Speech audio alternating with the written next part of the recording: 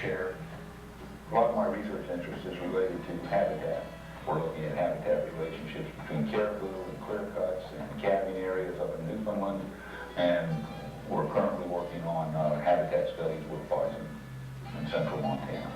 Their support of the Boone and Crockett Professor Program provides them with biological information that they can use to drive their policy initiatives in conservation. Within the Boone and Crockett program, my master's thesis focused on bison and cattle comparisons in the northern Great Plains. We were looking at how do we manage a species of concern, in this case bison, and the presence of human influence. The Boone and Crockett program offers some unique opportunities that allow students like myself to study these questions that need to be answered right now. In that research budget, that allows us to have flexibility to bring in students to deal with studies that we think are important. We're so pleased that people stood up and contributed to these efforts so that these sorts of senior level people who are really at the top of their game can participate on our faculty and continue that tradition of excellence that was started by people like Wes Pengelly, Bart O'Gara, Phil Wright, and so forth. The Wildlife Biology program is now a little over 75 years old, and we have had a long string of absolutely amazing faculty members. 4 of our faculty members have been Aldo Leopold winners, 4 have been presidents of the Wildlife Society. They've been very engaged with their students. Our graduates are off at places like the Smithsonian with the U.S. Fish and Wildlife Service in Washington, D.C., but in all 50 states and many, many countries around the world. For global conservation to be successful, we have got to have people who are well-trained, who know how to work with people, but also who can work with wildlife to come up with solutions to the conservation issues today. And the issues that were around 30, 40, 50 years ago, some of them are the same that we have today. Others are different. Global climate change, that's going to take things in directions we're just starting to figure out today. Human population, 7 billion and growing. These sorts of issues are going to demand problem solvers in the future. We aim to produce those kinds of people here at the University of Montana.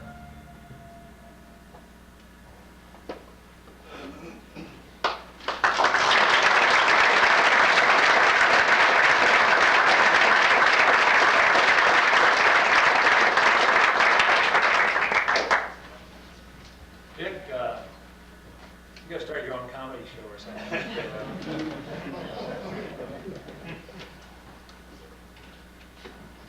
About 15 years ago, I was at a North American Wildlife Conference. I think it was in Washington, D.C. Hal Salwasser, our Boone and Crockett professor at that time, had announced that he was going to go back to the Forest Service. And we were looking for another outstanding individual for that position. And I walked up to Jack Ward Thomas, who I'd met probably 10 or 15 years before teaching a short course in India. And I asked Jack if he might be interested when this position opens. And he said, you know, I might be.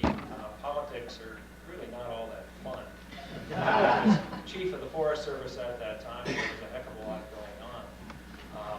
Eventually, Perry Brown and I had lunch with Jack at a little restaurant that no longer exists on the other side of the river. And we were sitting there eating lunch, and Jack's cell phone rang. I didn't have a cell phone at that time. As a matter of fact, I do have one now, but only for the last 2 or 3 years. And Jack looked at his phone and said, I think I've got to get this. It's the president. That's the kind of individual we were able to bring to the University of Montana because we have some endowed chairs. And with that as a very brief introduction, it's my pleasure to introduce Jack Ward Thomas, former Chief of the Forest Service and Boone and Crockett Professor at the University of Montana.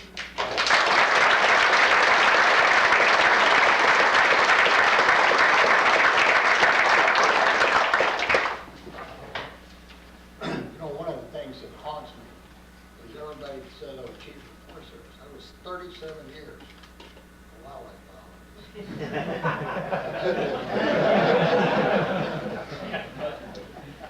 Well, I want to look back over the last 75 years of the wildlife profession, which coincides with 75 years for the Wildlife Society this year, 75 years for the wildlife profession. And I have to tell this story through my own experiences, because if I were going to tell the whole story, it would be a book about the size of the Wildlife Techniques Manual, which weighs 12 pounds. So I'll do it that way. Now, on the 75th anniversary of the wildlife program here, coincides with 75 years of the Wildlife Society, born in the same year. My 55 years to date career as a wildlife biologist has covered about 75% of that time and counting. Telling the story to fill a book, as I said. So I'm going to give you a little taste of what has happened to me through personal experience, which kind of reflects our profession. During my 57 years as a wildlife biologist, I've served in management, research, and administrative roles in state and federal governments, academia, and as a consultant writer. I've worked in various regions of the United States and a number of foreign countries. A half-century ago, our methods were, compared to today, so crude that I'm sure students wouldn't believe it. Labor-intensive, relying almost totally on eyes-on observation and data collection. And there was a good side to that, because we literally had to live in the ecosystems that we studied. Simple statistical calculations were done on rotary calculators. More sophisticated analysis was required, say a multiple regression. We entered the data on hundreds and even thousands of punch cards, all of the mainframe state-of-the-art of computers. 25 years later, I have a handheld device that costs $265 that would do the same thing. Now, unfortunately, thank God, we have punchy data cards. I covered a lot of terrain, filled a lot of roles, helped to break some new ground in the process, as I and my profession exploded from a primary focus on game species to include sequentially non-game species of particular interest, multi-species management, potentially threatened and endangered species, landscape management, natural resources planning, and now ecosystem management. Stole a line from Aldo Leopold, who said, "We set out to manage a deer herd and ended up leaving a mountain." He was talking today, he said, "We started out to manage a deer herd and ended up dealing with an ecosystem." Other closely related specialties emerged, such as landscape ecology, conservation biology. Our numbers increased, our subspecialties blossomed, our interactions with other specialists, such as foresters and range managers, increased. And the needs for more intense, specialized, continuous training grew to meet demand. Now I'll reflect on a few of those major changes, additions really, to our profession through my own Forrest Gump-like experiences.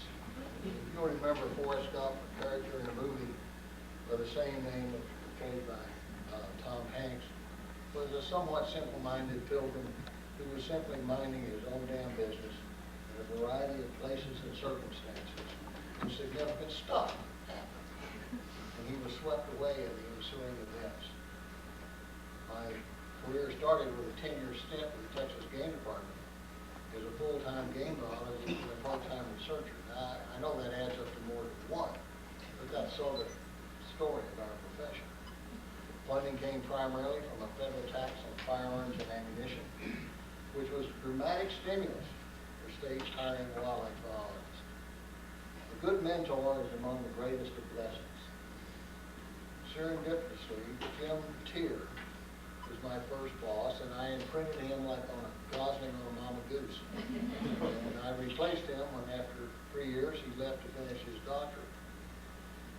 In the late 1960s, a group of Texas wildlifers that were employed across a spectrum of state, federal, and academic enterprises were longing for a closer identification and interaction with our fellow professionals. We formed the Texas chapter of the Wildlife Society.